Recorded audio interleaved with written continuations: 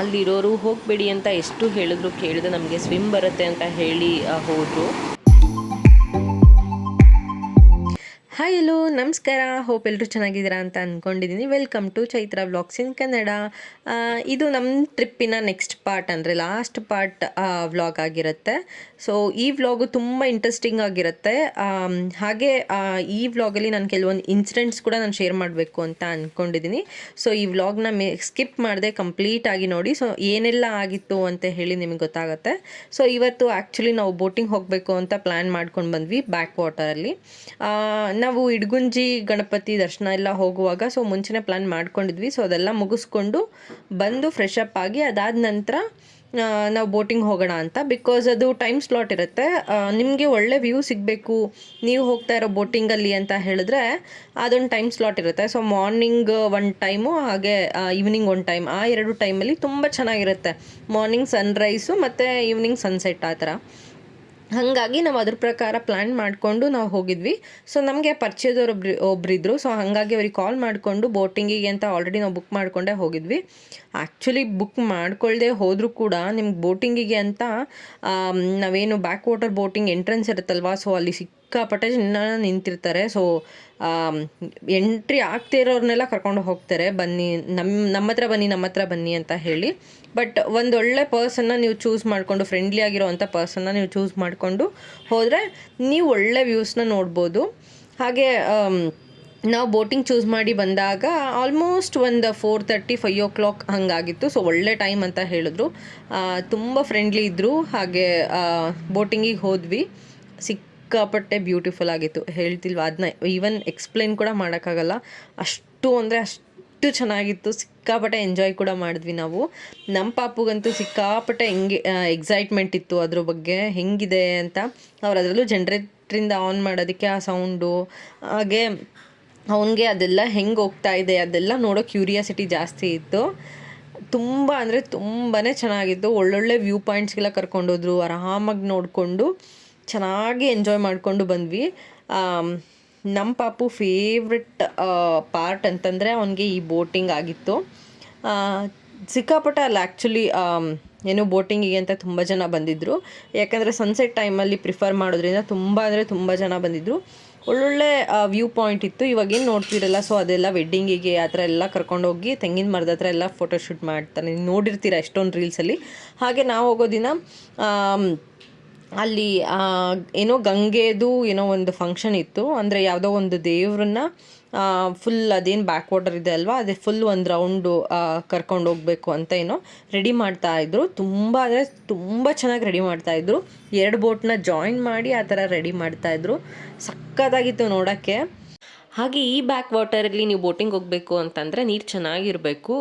So ನೀವು ಏನಾದರೂ ಟ್ರಿಪ್ಸ್ನ plan ಮಾಡ್ತೀರಾ 1 hour ಕಡೆ ಅಂತಂದರೆ ಸೊ ವಿತಿನ್ ಡಿಸೆಂಬರಲ್ಲಿ ಪ್ಲ್ಯಾನ್ ಮಾಡ್ಕೊಳ್ಳಿ. ಸೊ ತುಂಬ ಚೆನ್ನಾಗಿರುತ್ತೆ. ಎಸ್ಪೆಷಲಿ ನವಂಬರ್ ಆ್ಯಂಡ್ ಡಿಸೆಂಬರ್ ತುಂಬ ಅಂದರೆ ತುಂಬಾ ಚೆನ್ನಾಗಿರುತ್ತೆ.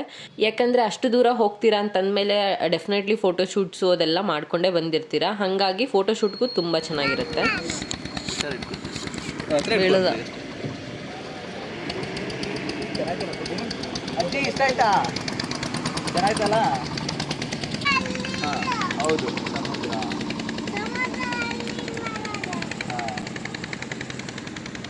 ದಿನಕ್ಕೊಂದು 10 ಟ್ರಿಪ್ಪು ಆಗುತ್ತೆ. ಹಾಗೆ ಬೋಟಿಂಗ್ ಹೋಗ್ತಾ ನಮ್ಮನ್ನು ಕರ್ಕೊಂಡು ಹೋಗಿದ್ರಲ್ವ, ಸೊ ಅವ್ರನ್ನ ಕೂಡ ನನ್ನ ಹಸ್ಬೆಂಡ್ ವಿಚಾರಿಸ್ತಾ ಇದ್ರು. ಸೊ ಹೇಗಿರುತ್ತೆ ಟ್ರಿಪ್ಸ್ ಎಲ್ಲ, ದಿನಕ್ಕೊಂದು 5-6 ಆಗುತ್ತಾ, ಹೆಂಗೆ ಏನು ಅಂತ. ಅವರು ಹೇಳ್ತಾ ಇದ್ರು ದಿನಕ್ಕೆ 2 ಆದರೆ ಜಾಸ್ತಿ, ಕೆಲವೊಂದು ಸೀಸನಲ್ಲಿ ಮಾತ್ರ ಒಂದು 3 ಆಗುತ್ತೆ ಅಷ್ಟೇ. ಬಿಕಾಸ್ ಟೈಮ್ ಸ್ಲಾಟು ಹಾಗೆ ಇರುತ್ತೆ. ಹಾಗೆ ತುಂಬ ಬೋಟ್ಸ್ ಇರೋದ್ರಿಂದ, ಮೋರ್ ದ್ಯಾನ್ 200 ಬೋಟ್ಸ್ ಇರೋದ್ರಿಂದ ಸೊ ಎಲ್ರಿಗೂ ಆಗಬೇಕಲ್ವ. ಹಾಗೆ ಇವ್ರ ನಡುವೆ ಯೂನಿಟಿ ಕೂಡ ಸಿಕ್ಕಾಪಟ್ಟೆ ಬ್ಯೂಟಿಫುಲ್ ಆಗಿದೆ. ಒಬ್ರಿಗೊಬ್ರು ತುಂಬ ಕೋಆಪ್ರೇಟ್ ಮಾಡ್ತಾರೆ. ನಂಗೆ ತುಂಬ ಅಂದರೆ ತುಂಬಾ ಇಷ್ಟ ಆಯಿತು. ಸೊ ಒಂದೇ ಬಿಸ್ನೆಸ್ನ ಇಬ್ಬರು ಮಾಡ್ತಾ ಇರುವಾಗ ಅದು ಜೊತೆಗೆ ಈ ಥರ ಎಲ್ಲ ಯೂನಿಟಿಲಿ ಸಪೋರ್ಟ್ ಮಾಡೋದು ಸ್ವಲ್ಪ ತುಂಬ ಕಮ್ಮಿನೇ. ಬಟ್ ಆದ್ರೂ ಇಷ್ಟೆಲ್ಲ ಮಾಡ್ತಾ ಇದ್ರಲ್ಲ, ಖುಷಿ ಅಂತ ಅನ್ನಿಸ್ತು ಅದೆಲ್ಲ ನೋಡಿ. ಚೆನ್ನಾಗಿತ್ತು. ನಮ್ಮ ಅಜ್ಜಿನ ಕೂಡ ಕರ್ಕೊಂಡು ಹೋಗಿದ್ವಿ. ಬಿಕಾಸ್ ವಯಸ್ಸಾಗಿದೆ ಅಂತ ಬಿಟ್ಟೋದ್ರೆ ಅವ್ರು ಇನ್ನೆಷ್ಟು ವರ್ಷ ಇರ್ತಾರೆ. ಸೊ ಇರೋಷ್ಟು ದಿನ ಆರಾಮಾಗಿ ನೋಡಿಕೊಂಡು ಎಂಜಾಯ್ ಮಾಡಲಿ ಅಂತಲೇ ಕರ್ಕೊಂಡು ಹೋಗಿದ್ವಿ.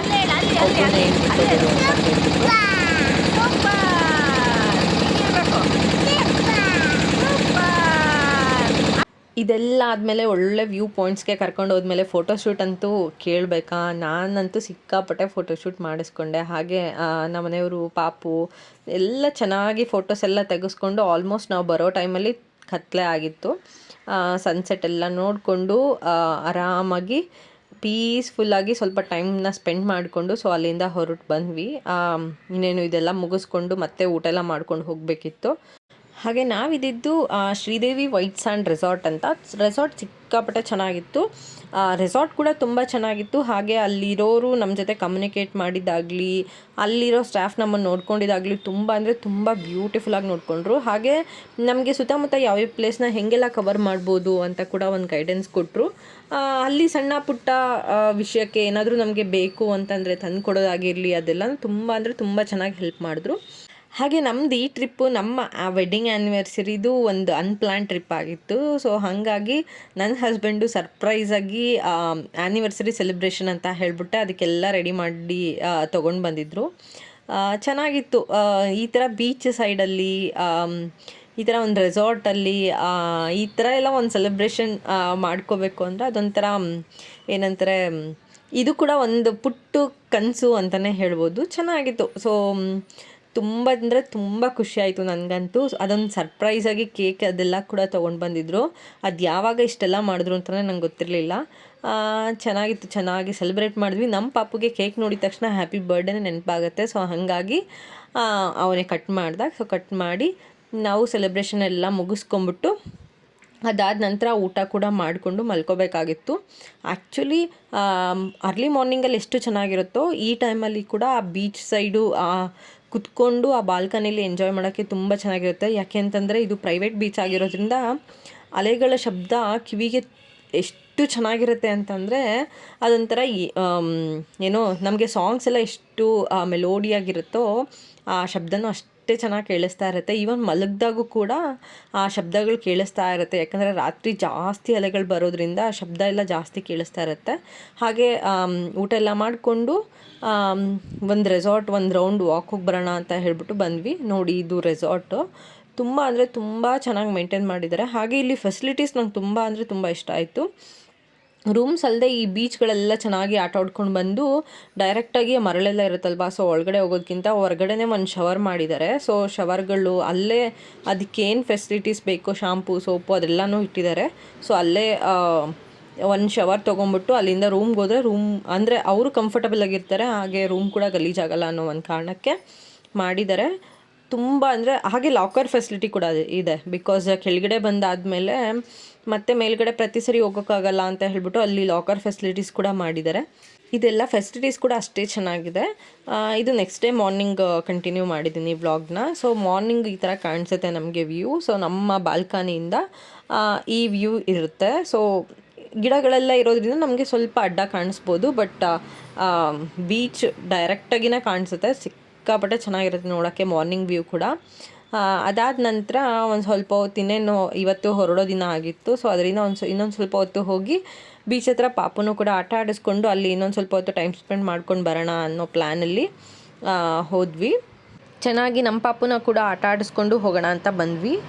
ಚೆನ್ನಾಗಿತ್ತು. ಅಲೆಗಳೆಲ್ಲ ಬರ್ತಾ ಇದ್ರಿಂದ ನಮ್ಮ ಪಾಪು ತುಂಬ ಅಂದರೆ ತುಂಬಾ ಎಂಜಾಯ್ ಮಾಡ್ದ. ಸೊ ಮಕ್ಕಳನ್ನ ಮಣ್ಣಲ್ಲಾಗಲಿ ಈ ಥರ ಮರಳಲ್ಲಾಗಲಿ ಆಟಾಡಬಾರ್ದು, ಧೂಳಾಗತ್ತೆ ಅಂತ ಹಿಡಿದಿಟ್ರೆ ಅವ್ರಿಗೂ ಹಿಂಸೆ ಆಗುತ್ತೆ. ಜೊತೆಗೆ ಅವ್ರ ಇಮ್ಯುನಿಟಿ ಕೂಡ ಬೂಸ್ಟ್ ಆಗೋದು ಯಾವಾಗ ನಾವು ಹೆಂಗೆ ಆಟ ಆಡಿದ್ವಿ, ನಾವು ಹೆಂಗೆ ಬೆಳೆದಿದ್ವಿ ಅದೇ ಥರನೇ ನನಗೂ ನನ್ನ ಹಸ್ಬೆಂಡ್ಗೂ ಇವನ್ನ ಅದೇ ಥರ ಬೆಳೆಸ್ಬೇಕು ಅಂತ ಆಸೆ. ಸೊ ಅದರಿಂದ ನಾವು ಈ ಥರ ಎಲ್ಲ ಹೋದಾಗ ಅವನನ್ನ ಕೈ ಬಿಟ್ಬಿಡ್ತೀವಿ. ಸೊ ಅದು ಕರೆಕ್ಟಾಗಿ ನಾವು ಹೇಳಿರ್ತೀವಿ ಇಷ್ಟರಲ್ಲೇ ಆಟ ಆಡಬೇಕು ನೀನು ಅಂತ ಹೇಳಿದಾಗ ಅವ್ನ ಮಾತು ಕೇಳ್ತಾನೆ. ಸೊ ಅಷ್ಟರಲ್ಲೇ ಎಷ್ಟು ಹೆಂಗೆ ಬೇಕೋ ಅವ್ನು ಆಟ ಆಡಿಕೊಂಡು ಎಂಜಾಯ್ ಮಾಡ್ಕೊಂಡಿರ್ತಾನೆ. ಮಕ್ಕಳನ್ನ ಈ ಥರ ಎಲ್ಲ ಆಟ ಆಡಿಸೋದ್ರಿಂದ ಅವ್ರದ್ದು ಇಮ್ಯುನಿಟಿ ಕೂಡ ಬಿಲ್ಡ್ ಆಗುತ್ತೆ. ಹಾಗೆ ಅವ್ರದ್ದು ಏನೋ ಬೇರೆಯವ್ರ ಜೊತೆ ಸೋಷಿಯಲೈಸ್ ಆಗೋದಾಗಲಿ, ಹೊರಗಿನ ಪ್ರಪಂಚ ಹೆಂಗಿರುತ್ತೆ ಅದೆಲ್ಲ ಚೆನ್ನಾಗಿ ತಿಳ್ಕೊತಾರೆ ಅನ್ನೋ ಒಂದು ಕಾರಣಕ್ಕೆ ನಾವು ಇದೆಲ್ಲ ಅವನಿಗೆ ಮಾಡಿಸ್ತೀವಿ. ಹಾಗೆ ಅವ್ನಿಗೇನು ಬೇಕು ಟಾಯ್ಸು, ಬಾಲು ಆ ಥರ ಎಲ್ಲ ತೊಗೊಂಡೋಗಿದ್ವಿ. ಸೊ ತೊಗೊಂಡೋದಾಗ ಅವನು ಆಟ ಆಡಿ ಎಂಜಾಯ್ ಮಾಡ್ದ. ಆ್ಯಕ್ಚುಲಿ ನಾವು ಹೆಂಗೆ ಎಂಜಾಯ್ ಮಾಡಿದ್ವೋ ಅವರು ಅದೇ ಥರ ಎಂಜಾಯ್ ಮಾಡೋದನ್ನ ನೋಡಿದ್ರೆ ನಾವು ಚಿಕ್ಕ ವಯಸ್ಸಲ್ಲಿ ಮಾಡಿರೋದೆಲ್ಲನೂ ನೆನಪಾಗುತ್ತೆ. ಹಾಗೆ ಇದೊಂದು ಟ್ರೆಂಡಿಂಗ್ ಅಲ್ವಾ. ಸೊ ಹಾರ್ಟ್ ಶೇಪಲ್ಲಿ ಅದನ್ನು ಕ್ಲೀನಾಗಿ ಮಾಡಿಬಿಟ್ಟು ಮೊಬೈಲ್ ಇಟ್ಬಿಟ್ಟು ಫೋಟೋಸು ವೀಡಿಯೋಸು ಕ್ಯಾಪ್ಚರ್ ಮಾಡೋದು ಇದೊಂದು ಟ್ರೆಂಡಿಂಗ್ ಆಗಿರೋದ್ರಿಂದ ಸೊ ನಾನು ಇದನ್ನು ಮಾಡ್ತಾ ಇದ್ದೆ. ಹಾಗೆ ಪಾಪು ಮತ್ತು ಅವರು ಆಟ ಆಡ್ತಾಯಿದ್ರು. ಸೊ ಇದೆಲ್ಲ ಆದಮೇಲೆ ಅಲ್ಲಿ ಫೋಟೋಸ್ ವೀಡಿಯೋಸ್ ಎಲ್ಲ ತೊಗೊಂಡು ಹಾಗೆ ನನ್ನ ಹಸ್ಬೆಂಡ್ ಅಲ್ಲಿ ಫಿಶಿಂಗ್ ಎಲ್ಲ ಹೋಗ್ತಾರಲ್ವ ಅವ್ರನ್ನ ಮಾತಾಡಿಸ್ತಾ ಇದ್ರು. ಸೊ ಹೆಂಗಿರುತ್ತೆ, ಹೆಂಗೆ ಹೋಗ್ತೀರಾ, ಏನು ಎತ್ತ ಅಂತ. ಆಗ ಅವರು ಒಂದು ಇನ್ಸಿಡೆಂಟ್ ನಮ್ಮ ಹತ್ರ ಶೇರ್ ಮಾಡಿದ್ರು. ನಾನು ಲಾಸ್ಟ್ ವ್ಲಾಗಲ್ಲಿ ಹೇಳಿದಾಗೆ ನಮ್ಮದು ಪ್ರೈವೇಟ್ ಬೀಚ್ ಆಗಿರೋದ್ರಿಂದ ನಮಗೆ ಫ್ಲ್ಯಾಟ್ ಸ್ಯಾಂಡು ತುಂಬ ಕಡಿಮೆ ಇರುತ್ತೆ. ಅಂದರೆ ನಾವು ಸಮುದ್ರಕ್ಕೆ ಇಳಿತಾ ಇದ್ದಂಗೆ ತುಂಬ ಡೀಪ್ ಇರುತ್ತೆ ಸ್ಟಾರ್ಟಿಂಗಲ್ಲೇ. ಸೊ ಹಾಗಾಗಿ ಹುಷಾರಾಗಿರಬೇಕು ಅಂತ ನಮಗೆ ಫಸ್ಟ್ ಡೇ ಬಂದಾಗೆ ರೆಸಾರ್ಟಿಂದ ನಮಗೆ ಅವರೇ ವಾರ್ನಿಂಗ್ ಥರನೂ ಹೇಳಿದರು. ನಾವು ಅವರು ಫಿಶಿಂಗ್ ಮಾಡೋರ ಹತ್ರ ವಿಚಾರಿಸಿದಾಗ ನಾವು ಬರೋದಕ್ಕಿಂತ ಒಂದು ವಾರ ಮುಂಚೆ ಒಂದು 3-4 ಮೆಂಬರ್ಸ್ ಬಂದಿದ್ರಂತೆ. ಅವರು ಬಂದು ಸ್ವಲ್ಪ ಟೈಮ್ ಸ್ಪೆಂಡ್ ಮಾಡಿ ಹಾಗೆ ಇದರಲ್ಲಿ ಸಮುದ್ರದಲ್ಲಿ ಆಟ ಆಡ್ತೀವಿ ಅಂತ ಹೋಗುವಾಗ ಅಲ್ಲಿರೋರು ಹೇಳಿದ್ರಂತೆ ತುಂಬ ಡೀಪ್ ಇದೆ, ಜಾಸ್ತಿ ಮುಂದೆ ಹೋಗಬೇಡಿ, ನಿಮ್ಗೆ ಬೇಕು ಅಂತಂದರೆ ಆ ಎಂಟ್ರೆನ್ಸಲ್ಲೇ ನಿಂತ್ಕೊಂಡು ಒಂದು ಸ್ವಲ್ಪ ಹೊತ್ತು ಆಟ ಆಡಿ ಅಂತ. ಬಟ್ ಕೇಳಬೇಕಲ್ವಾ. ಸೊ ಅವರು ಇಲ್ಲ, ನಾವು ಸ್ವಿಮ್ ಎಲ್ಲ ಮಾಡ್ತೀವಿ, ನಮಗೆ ಸ್ವಿಮ್ಮಿಂಗ್ ಎಲ್ಲ ಬರುತ್ತೆ ಅಂತ ಹೇಳಿ ಹೋಗಿ ಇಳಿದ್ಬಿಟ್ರಂತೆ. ಸೊ 1-2-3 ಜನ ಇಳಿದಾಗ ಇಬ್ಬರನ್ನ ಏನೋ ಅಲೆ ವಾಪಸ್ ಕೊಚ್ಕೊಂಬಂದು ಅವರು ದಡಕ್ಕೆ ಬಂದಿದ್ದಾರೆ. ಬಟ್ ಒಬ್ಬರು ಅಲ್ಲೇ ಹೋಗಿದ್ದಾರೆ. ಅವರು ಹೋಗಿರೋರು ಸಿಕ್ಕಿದ್ದು ಅಲ್ಲಿಂದ ಒಂದು 3-4 ಕಿಲೋಮೀಟರ್ಸ್ ಮುಂದೆ. ಸೊ ಹಾಗಾಗಿ ಇದೆಲ್ಲ ಕೇಳಿದಾಗ ಒಂದು ಸ್ವಲ್ಪ ಬೇಜಾರಾಗುತ್ತೆ. ಅಲ್ಲಿರೋರು ಎಕ್ಸ್ಪೀರಿಯನ್ಸಿಂದನೇ ಇದೆಲ್ಲ ಹೇಳಿರ್ತಾರೆ. ಬಟ್ ಕೇಳೋ ಪೇಷನ್ಸ್ ಇರಲ್ಲ. ಎಕ್ಸೈಟ್ಮೆಂಟ್ ಇರಬೇಕು, ಬಟ್ ಅಟ್ಲೀಸ್ಟ್ ಅವ್ರು ಏನು ಹೇಳ್ತಾರೆ ಏನು ಹೇಳ್ತಾರೆ ಅಂತ ಕೇಳೋ ಅಷ್ಟು ಪೇಷನ್ಸ್ ಕೂಡ ಇರಬೇಕು. ಬಿಕಾಸ್ ಅವರು ನಂಬ್ಕೊಂಡು ಫ್ಯಾಮಿಲಿಗಳು ಕೂಡ ಇರುತ್ತೆ. ಓಕೆ, ಸೊ ಇವಾಗ ನಾನು ರೂಮ್ ಟೂರ್ ಕೂಡ ಮಾಡಿ ತೋರಿಸ್ತಾ ಇದ್ದೀನಿ ನೋಡಿ. ಸೊ ಇದು ನಮ್ಮ ಬಾಲ್ಕನಿ. ಸೊ ಇಲ್ಲಿಂದ ವ್ಯೂ ಇರುತ್ತೆ. ಹಾಗೆ ಅವರು ಎಲ್ಲ ಫೆಸಿಲಿಟೀಸ್ ಕೂಡ ಕೊಟ್ಟಿದ್ರು. ಸೊ ಬಾಲ್ಕನಿಗೆ ಅಂತ ಹೇಳ್ಬಿಟ್ಟು 2 ಚೇರು 1 ಟೇಬಲ್ ಕೂಡ ಇಟ್ಟಿದ್ರು ಅಲ್ಲಿ. ಹಾಗೆ ನಮಗೆ ಬಟ್ಟೆ ಒಣಾಕೊಳ್ಳೋಕ್ಕೆ ಅಂತ ಸೆಪ್ರೇಟಾಗಿ ಒಂದು ಬಟ್ಟೆ ಒಣಾಕೋ ಅಂತ ಸ್ಟ್ಯಾಂಡ್ ಕೂಡ ಕೊಟ್ಟಿದ್ರು. ಹಾಗೆ ಇಲ್ಲಿ AC ಮತ್ತು ಫ್ಯಾನ್ ಫೆಸಿಲಿಟೀಸ್ ಕೂಡ ತುಂಬ ಚೆನ್ನಾಗಿತ್ತು. ಒಂದು ಹಾಲು, TV ಮತ್ತು ಟೇಬಲ್ ಇತ್ತು. ಹಾಗೆ ವಾಶ್ರೂಮ್ ಇದೊಂಥರ ವಿಂಟೇಜ್ ಸ್ಟೈಲಲ್ಲಿ ಮಾಡಿದರು. ವಾಶ್ರೂಮು ತುಂಬ ಚೆನ್ನಾಗಿತ್ತು. ಎಲ್ಲನೂ ಒಳ್ಳೆ ಬ್ರ್ಯಾಂಡೆಡ್ ಟೈಪೇ ಯೂಸ್ ಮಾಡಿದರು. ಎಲ್ಲನೂ ಟ್ಯಾಬ್ಸು ಅದೆಲ್ಲ ಚೆನ್ನಾಗಿತ್ತು. ಹಾಗೆ ಒಂದು ಕಬೋರ್ಡ್ ಕೊಟ್ಟಿದ್ರು. ಸೊ ಕಬೋರ್ಡಲ್ಲಿ ನಮ್ಮ ಥಿಂಗ್ಸ್ ಏನಾದರೂ ಇದ್ದರೆ ಇಟ್ಕೋಬೋದು. ಸೊ ಇದು 2 ಸೈಡ್ ಕಬೋರ್ಡ್ ಆಗಿತ್ತು. ಹಾಗೆ ಒಂದು ಶೆಲ್ಫ್ ಟೈಪು, ಕೆಳಗಡೆ ಒಂದು ಮಿನಿ ಫ್ರಿಡ್ಜ್ ಅಂತ ಕೊಟ್ಟಿದ್ರು. ಚೆನ್ನಾಗಿತ್ತು. ನಮಗೇನು ಬೇಕು ಬೇಸಿಕ್ ಫೆಸಿಲಿಟೀಸ್ ಅದೆಲ್ಲ ಚೆನ್ನಾಗಿ ಕವರ್ ಆಗ್ತಿತ್ತು. ಹಾಗೆ ಇದೆಲ್ಲ ಮುಗಿಸ್ಕೊಂಡು ನಾವು ಬ್ಯಾಕ್ ಟು ಬ್ಯಾಂಗ್ಳೂರ್ ಅಂತ ಹೇಳ್ಬಿಟ್ಟು ಹೊರಟ್ವಿ. ಚೆನ್ನಾಗಿತ್ತು. ಆನ್ ದ ವೇ ಬರ್ತಾ ಇರುವಾಗ ಹಾಗೆ ಇಲ್ಲೊಂದು ಫಾಲ್ಸ್ ಇದೆ ಅಂತ ಹೇಳ್ಬಿಟ್ಟು ನಮಗೆ ಮ್ಯಾಪಲ್ಲಿ ತೋರಿಸ್ತು. ಸೊ ಹಾಗಾಗಿ ನೋಡೋಣ ಅಂತ ಹೇಳಿ ಬಂದ್ವಿ. ಬಂಗಾರ ಕುಸುಮ ಅಂತ ತುಂಬ ಚೆನ್ನಾಗಿದೆ. ಬಟ್ ನಾವು ಹೋದಾಗ ತುಂಬ ಜಾಸ್ತಿ ನೀರೇನಿರಲಿಲ್ಲ. ಟ್ರೆಕ್ಕಿಂಗ್ ಮಾಡಬೇಕಿತ್ತು. ಒಂದು 1 to 2 ಕಿಲೋಮೀಟರ್ಸ್ ಏನೋ ಟ್ರೆಕ್ಕಿಂಗ್ ಮಾಡಬೇಕಿತ್ತು. ಪರವಾಗಿಲ್ಲ, ಹೋಗಿ ಬರೋಣ ಅಂತ ಪ್ಲ್ಯಾನಲ್ಲೇ ನಾವು ಹೋದ್ವಿ. ಚಾಲೆಂಜಿಂಗ್ ಟಾಸ್ಕ್ ಏನು ಅಂತಂದರೆ ನಮ್ಮ ಪಾಪನ್ನ ಅಷ್ಟು ದೂರ ಎತ್ಕೊಂಡು ಹೋಗೋದು. ಸೊ ನಾನು ಸ್ವಲ್ಪ ಹೊತ್ತು, ನನ್ನ ಹಸ್ಬೆಂಡ್ ಸ್ವಲ್ಪ ಹೊತ್ತು ಎತ್ಕೊಂಡು ಹೋಗಿದ್ದಾಯಿತು. ಯಾಕಂದರೆ ಅಷ್ಟು ದೂರ ಅವನಿಗೂ ನಡೆಯೋಕ್ಕಾಗಲ್ಲ, ಸಣ್ಣವನು ಇದ್ದಾನೆ ಅಂತ ಹೇಳಿ. ಫಾಲ್ಸ್ ಮಾತ್ರ ತುಂಬ ಚೆನ್ನಾಗಿತ್ತು, ಪೀಸ್ಫುಲ್ಲಾಗಿತ್ತು. ಮೇಯ್ನ್ ಏನಂದರೆ ಒಂಥರ ಕಾಡು, ಸುತ್ತ ಕಾಡಿತ್ತು. ಅದು ಏನೋ ನಡುವೆ ಫಾಲ್ಸ್ ಇತ್ತು. ತುಂಬ ಅಂದರೆ ತುಂಬ ಚೆನ್ನಾಗಿತ್ತು. ನೀರು ಮಾತ್ರ ಕ್ರಿಸ್ಟಲ್ ಕ್ಲಿಯರ್ ಇತ್ತು.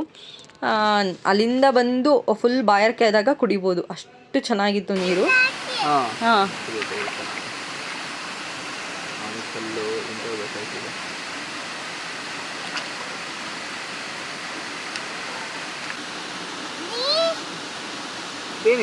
ಏನು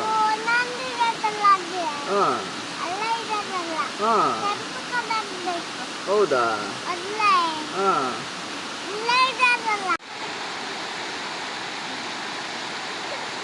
ನಾನು ಹೋಗ್ತಾ ಟ್ರೆಕ್ಕಿಂಗ್ ಶೂಸ್ ಹಾಕ್ಕೊಂಡು ಹೋದೆ. ಬರ್ತಾ ಶೂಸ್ ಕಿತ್ತೋಯ್ತು. ಅದನ್ನ ಅಲ್ಲೇ ಡಸ್ಟ್ಬಿನ್ಗೆ ಹಾಕಿ ನಡ್ಕೊಂಡು ಬಂದೆ, ಹಾಗಾಯಿತು. ಸೊ ಇಲ್ಲಿಂದ ನಾವು ಬ್ಯಾಂಗ್ಳೂರಿಗೆ ಹೊರಡಬೇಕಿತ್ತು. ಆನ್ ದ ವೇ ದಾವಣಗೆರೆ ಮೇಲೇ ಹೋಗೋದು ಅಂತ ಹೇಳಿ ಅಮ್ಮ ಮನೆಗೆ ಹೋಗಿ ಸಂಜೆ ಆಗಿತ್ತು. ಸಂಜೆ ಅಂದರೆ ಒಂದು 6-6:30 ಟೈಮ್ ಆಗಿತ್ತು. ಸೊ ಹೋಗಿ ಅಮ್ಮ ಬಿಸಿ ಬಿಸಿ ಪಲಾವ್ ಮತ್ತು ಬೋಂಡ ಮಾಡಿದರು. ಸೊ ಹೊಟ್ಟೆ ತುಂಬ ತಿಂದ್ಕೊಂಡು 1 ಅವರ್ ರೆಸ್ಟ್ ಮಾಡಿ ಅಲ್ಲಿಂದ ಮತ್ತೆ ಬ್ಯಾಂಗ್ಳೂರಿಗೆ ಇನ್ನೇನು ಹೋಗಬೇಕಿತ್ತು ಅಂತ ಹೇಳಿ ಒಂದು 7-7:30 ಹಾಗೆ ಅಲ್ಲಿಂದ ಹೊರಟ್ವಿ. ಸೊ ಆಲ್ಮೋಸ್ಟ್ 12:30 ಆಗಿತ್ತು ನಾವು ಬ್ಯಾಂಗ್ಳೂರಿಗೆ ಬಂದಾಗ. ನಾವು ಬರೋ ಟೈಮಲ್ಲಿ ಏನು ಟ್ರಾಫಿಕ್ ಇಲ್ಲ. ಸೊ ಆರಾಮಾಗಿ ಬಂದ್ವಿ. ಸೊ ಇದಾಗಿತ್ತು ನಮ್ಮ ಟ್ರಿಪ್ ವ್ಲಾಗ್. ಸೊ ನಿಮಗೆ ಈ ವ್ಲಾಗ್ ಇಷ್ಟ ಆಯಿತು ಅಂದರೆ ಪ್ಲೀಸ್ ಲೈಕ್ ಮಾಡಿ, ಹಾಗೆ ನಿಮ್ಮ ಫ್ರೆಂಡ್ಸ್ ಫ್ಯಾಮಿಲಿ ಮೆಂಬರ್ಸ್ಗೆಲ್ಲ ಶೇರ್ ಮಾಡಿ, ಹಾಗೆ ಸಬ್ಸ್ಕ್ರೈಬ್ ಮಾಡ್ಕೊಳ್ಳೋದನ್ನ ಮರಿಬೇಡಿ. ಮತ್ತೆ ಒಂದೊಳ್ಳೆ ವ್ಲಾಗ್ ಜೊತೆ ಬರ್ತೀನಿ. ಅಂಟಿಲ್ ದೆನ್ ಟೇಕ್ ಕೇರ್, ಬಾಯ್ ಬಾಯ್.